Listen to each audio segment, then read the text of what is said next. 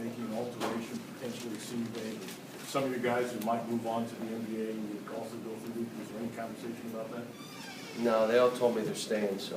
Now, when you say you want these guys to take more risks, what exactly are you doing? There are things that these kids have worked on in practice, a lot of it individually, to make their game, stretch out their game, but you gotta go try it in the game. You're gonna make some mistakes, you're gonna turn it over some. We went back over our stats, and in our lowest turnover games, our points per possession were our lowest. And as our turnovers went up a little bit, now they can't be 25, but when they're in that range I'm talking about, 11, 12, maybe 13, 14, we had our highest number of points per possession. Have you ever Just had how it is. I don't want my team to have 7 turnovers. That means that we're not being aggressive enough. We're not trying, go play. I'm not holding back. I don't want you to leave your feet, one-handed catches, look away passes, crazy stuff. But I'm saying be aggressive and make plays. You How ever tough had is to it ask to a team get- turn it over more? Have I what? Have you ever had to ask Sure. a team to turn it over Sure. more? I tell them the numbers that we want. This is what my teams historically have looked like, the numbers. And it's usually around 11 assists a game. We don't have to be there. We never turn it over. Yeah, you shoot it every 30 seconds. You don't play. You hold the ball. We don't play that way. We're playing fast. Cal, I know you want to be in the moment, but it's been a long time since a team in a major conference went undefeated through the regular season. Is there some significance to that tomorrow? No. I mean, senior night, it's our last game. The season has flown by. I can still remember meetings in the Bahamas, having a bunch of wide-eyed freshmen not knowing what in the world to expect. They played well down there and started feeling good about themselves. Every game seems to be an event. This will be another event. Florida could have and maybe should have beaten us last time. Missed free throws down the stretch. It gave us a chance to win the game. They could beat us this time. They're good. I would predict that their guard, Frazier, will play. Smith is now playing, so they'll have a full complement of players. It's going to be a hard game for us. From that point in the Bahamas, what has impressed you more leading up to this point? The maturity that you guys have shown and grown into, perhaps, or maybe the level of buy-in that they've had to Willie was telling us the 2 jobs that everybody has that you expect them to have? Well, I'm not reflecting back right now and looking forward, but I will tell you, for them to stay the course is a challenge in itself. To stay into each other, to not listen and let the clutter affect who you are and how you play. It's amazing. I mean, you got guys that aren't worried about player of the year, yet if they were playing 35 minutes a game and getting the ball every time, they'd be player of the year. And they're not worried about it. They're just playing basketball. They're just trying to play for each other. You got kids that they're saying are top 5 picks playing 23 minutes, taking 9 or 10 shots. Not worried about it. They just want to win. I love Bill Walton saying the player of the year is Kentucky, the way they share, the way they're playing. Everybody should be rooting for it.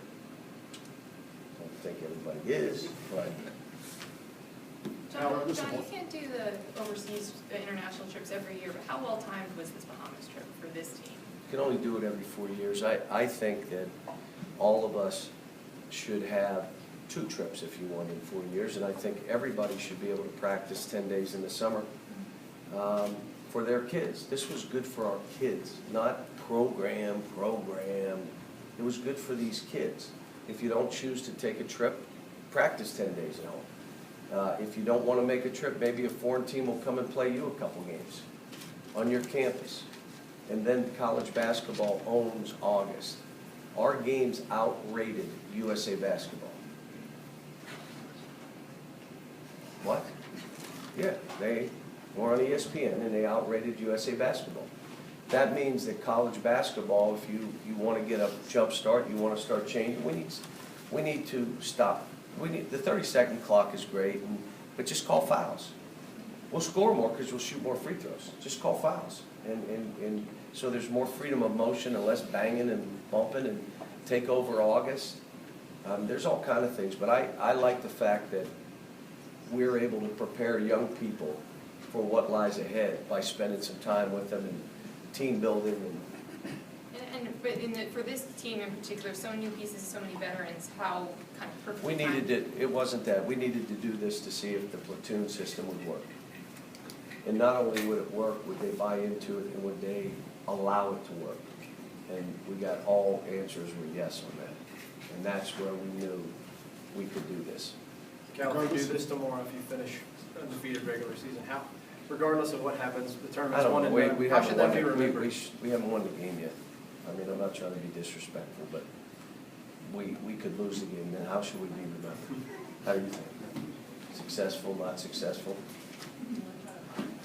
Tomorrow, though, is the last game that this group will play together, regardless of what happens at the game or the rest of the season. Will that be special, just because this is a special team playing together at Rupp one time? Yeah, I told them, you know, we have limited time together. I told my staff, you know, every minute you can spend with these guys, you better spend with them. I mean, get to the lodge, if, you know, we'll go meals, let's just do everything together, because this thing's gonna wind down. It's a unique group. I mean, their strength is in the pack more than any team I've ever coached. And everyone has stepped up at different points. And I'll be honest with you, everybody's also stepped back at different points. And when they stepped back, someone else stepped up. Sometimes they step back so someone else could step up. It's been a unique thing with this team. What do you think of that dynamic, John, that the records suggest seamless consistency, but individually, like you say, it's kind of been up and down some? Well, that's why it's nice having 9 or 10 guys. You just always say, you know, I only need 5 of you. So whoever wants to play today, let me know. I'll go with you 5. We have 9 of you, all 9 of you, get out there and go do it. I mean, Marcus Lee and Dakari basically won the last game for us because of how they play. And Andrew and Aaron have just stepped up their game like they did a year ago. What kind of challenge does Florida pose this time as opposed to that first time? I mean, how much different do you think they'll be with having Frazier back? Well, he spreads the court, and what they're doing in their pick and rolls is just keeping everybody away from the basket, trying to get rim baskets or threes, or moving the ball from there into driving. Billy's done a great job with this team. John, do you find, you mentioned that the season has flown by. Do you feel like as you do this more, that happens more often? Or is it just related to what this team No, is really like? this is, I told these guys when we were in Bahamas, next time you turn around, it's going to be Christmas, and the next time you turn around, we'll be starting the conference tournament. And the next time you turn around, we'll be hugging each other and saying it's done, this was a great year, da-da-da-da-da. You don't understand until you get in it. And the players that have been through this all nodded their head, he's right, it flies. And for you, did you feel that more as you put more years in doing this? Yeah, they fly. The only issue is that every game I'm in a locker room and it's an event. Like, there's never like, let's just go play a nice basketball game. You know, you walk in, it's a shirt night, bat night, cup night, it's, you know, and you know, it's just like, geez, I can't just, this is like, you'd like to coach a meaningless game at times. Just one time, let me just go and do it. I could have done it in the Bahamas, and I let the assistants coach them. Cal, at the time in the Bahamas, you were worried about this becoming a grind because of that thing, that the season might feel so long. What did you guys do, and what do you think happened that made it Platooned. that way? We platooned, so no one was playing 38 minutes a game. Guys were playing 23 minutes. No one ever got wore out. That's what happened. Willie said that's where he first started thinking, going beyond, we can be a good team, and thinking we could be a historically good team. And that in meetings you were even saying, this is crazy. We got Willie and Trey sitting on the end of the bench here, not even playing, and we're doing this, you know, against grown men. Yeah, it was a good trip, and it served its purpose. And like I said, I think teams choose to do that twice every 4 years. What's the problem? And if you're not making that trip, why not practice 10 days? Why not bring a foreign team onto campus and play? I mean, play 4 games on campus. Who cares? It's August. You know, so I just think it's not taken away from academics. You know, it's like this, as the selection committee puts this together, this tournament together. Whether you play out west or east, you're not missing class. well, we want them close. No, you're missing the same class, whether you're going to Pittsburgh, Cleveland, wherever you want. You're missing the same class. And it's the same with that stuff. You know, you're talking about, they always want to refer it back to class stuff.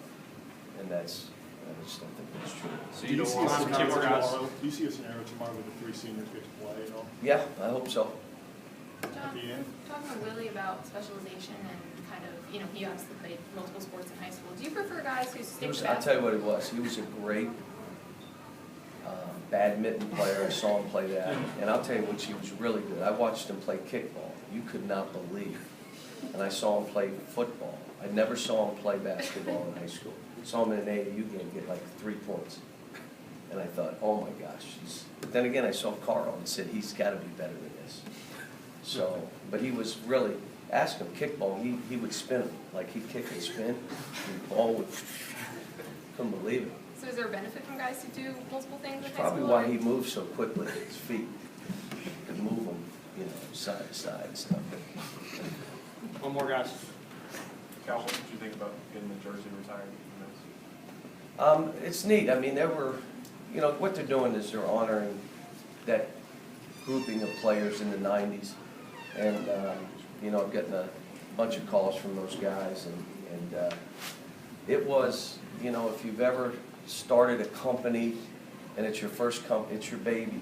It was the, you know, all of us coming together and a staff of guys coming together. And it's more about that than me specifically, but I do appreciate it, and I'm honored.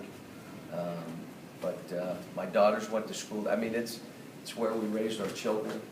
I mean, you know, that's our home. We still consider it that. My son went to a prep school that was 10 minutes from there. He wasn't even born up there, but he still wants to be near UMass and Derek Kellogg. So it's a neat thing. Thanks.